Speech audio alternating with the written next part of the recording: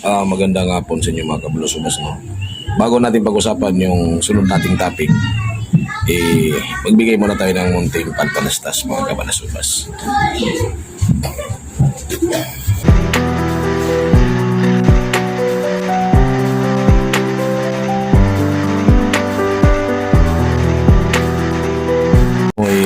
Ngayon ay April na, malalapit na yung butuhan.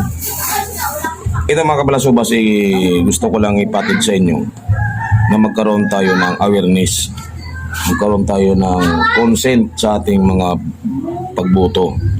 Dapat yung consent at awareness nandun tayo. Dapat maging mapagbatsyag at mapagbantay tayo sa ating boto.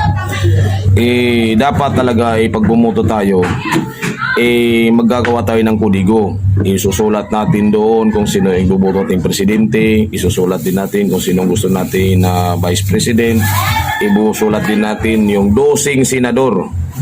Para example, ang presidente nyo ay si Cabalasubas. Isusulat nyo doon, President Cabalasubas, sa sariling papel. Tapos Vice President Mokong. Example lang yan Mokong.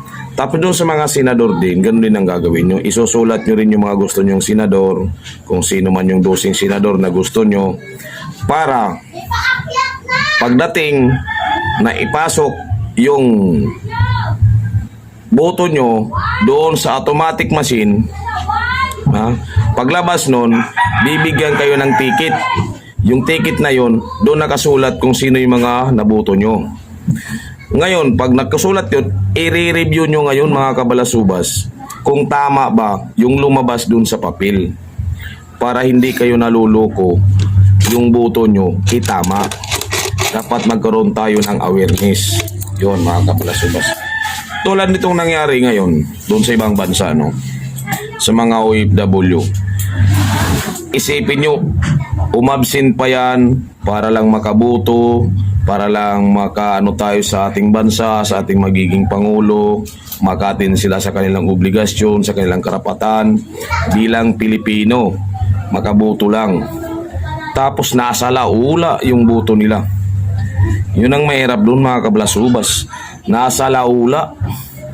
Tingnan natin yung video na ito, na nakita ko lang din sa aking account.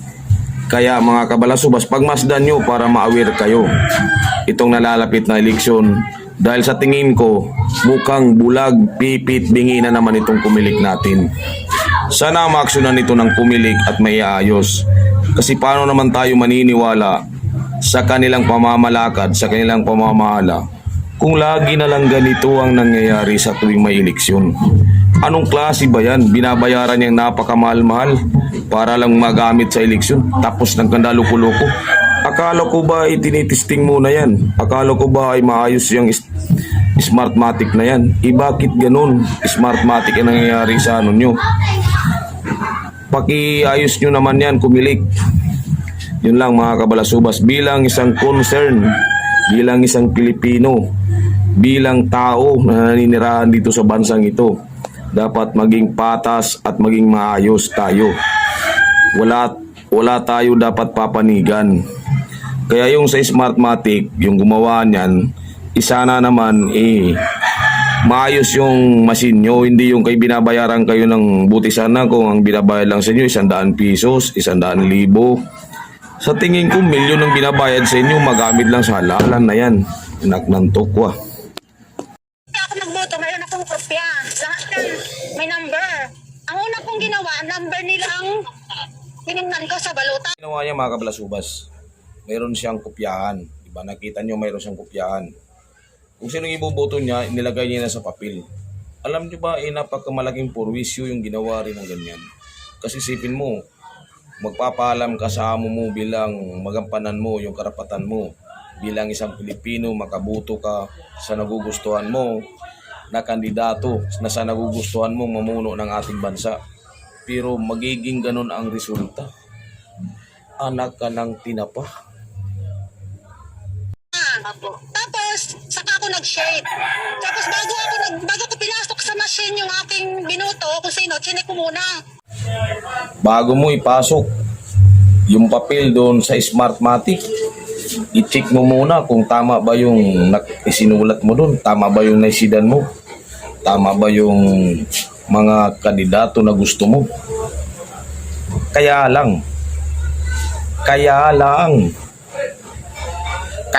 yung makina mukhang may problema. Kaya nagkakaganyan. Nagkadalit-silit na. Kumilik! Pakiayos naman! Kung talaga bang tama ang nasidan ko.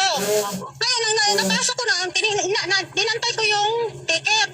Inisa-isa ko po yung nakasulat doon. Alam niyo mga kabalasubas, bilib ako sa babaeng yan eh. Bilib ako sa babaeng yan. Alam niyo ba kung bakit? Dahil talagang tiningnan niya ulit, klinarify niya ulit kung tama ba yung mga nakasulat, yung mga nasidan niya bago niya ipinasok doon. At pagkatapos, paglabas ng ticket na ibinigay sa kanya, tiningnan niya ulit. Kaya lang, ito ang naging problema. Kumilik! Pakiayos naman! Sa presidente, vice presidente, kay BBM, kay Sara, walang problema. Pero pagdating po sa senador, may isa po doon na mali ang lumag. Yan ang sinasabi kong naging problema, kumilik. Alam niyo ba kung bakit kumilik? Dahil hindi natama yung lumabas doon sa ticket. Si kapatid na Rubin Padilla na binuto niya, wala na. Paano nyo yan ipapaliwanag ngayon, Smartmatic? Paano nyo ngayon sasabihin sa sambayan ng Pilipino na tama yung ginagawa ng Smartmatic nyo? Sana pakiayos lang ng ating makina, ng ating makinarya. Isipin nyo, nalalapit na yung halalan. Ilang araw na lang, ilang linggo na lang, nagkanalit-silitsi na yung makina nyo. Bayad sa inyo ng pamalaan, ng gobyerno ay pera, hindi po basura. Kumilik! Bakit ganon? O sadya talagang ganyan yan? Bilang Pilipino, bilang nananahan tayo dito sa ating bansang ito, tigil nyo na yan. Mga kalukuhan na yan. Kung sino ang gusto nyong manalo, wala na kayong pakialam doon sa mga tao. Bumoto kayo, pero hindi dapat ganyan. Na pati yung mga boto ng tao, hindi na tama. Kumilik! Talaga bang ganyan? Gumising naman kayo. Lalong-lalo na dito sa Pilipinas. Volume ang boto dito. Baka ang mga nakasulat na yan, hindi na tama. Kung sino ang sinulat nila, kunyari, sinulat nila pagka-presidente, baka vice president. Example, sa presidente, sinulat doon si Cabalasubas.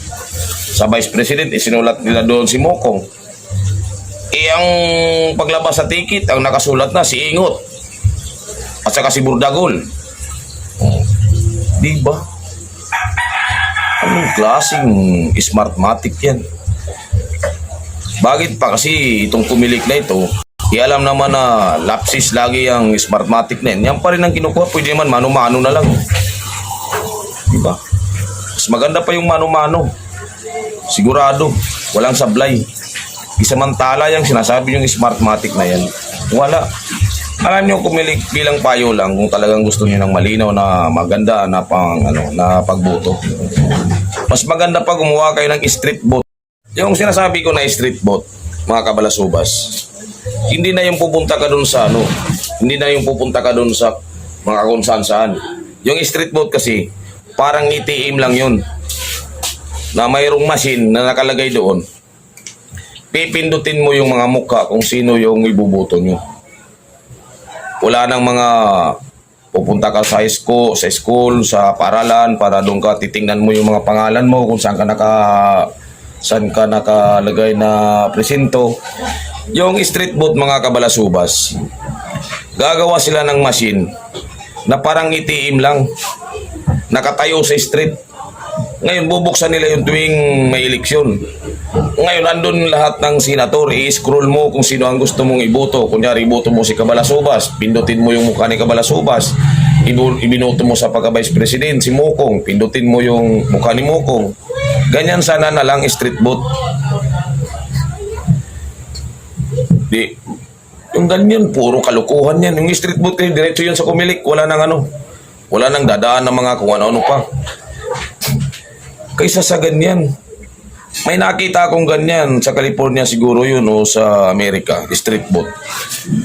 Pumipila sila sa daan, doon sila bumuboto. Hindi na pumupunta sa mga puro presinto. Napakagulo niyan. Kung street vote na lang ang gawin, mas maganda pa. Sigurado akong walang daya yun. Kaya yun, Comelec, milyon ang binayad sa Smartmatic. May pasampul-sampul pa kayong pinapakita. Isira naman pala yan.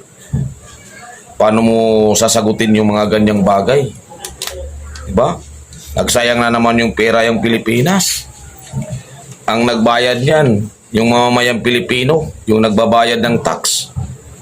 Diba kayo nahiyaan yan? Sa sambayan ng Pilipino. Yung bumibili sa mga grocery, mayroon pang valid added tax. Napupunta pa rin yan sa gobyerno. Ginamit dyan sa pamalaan yan.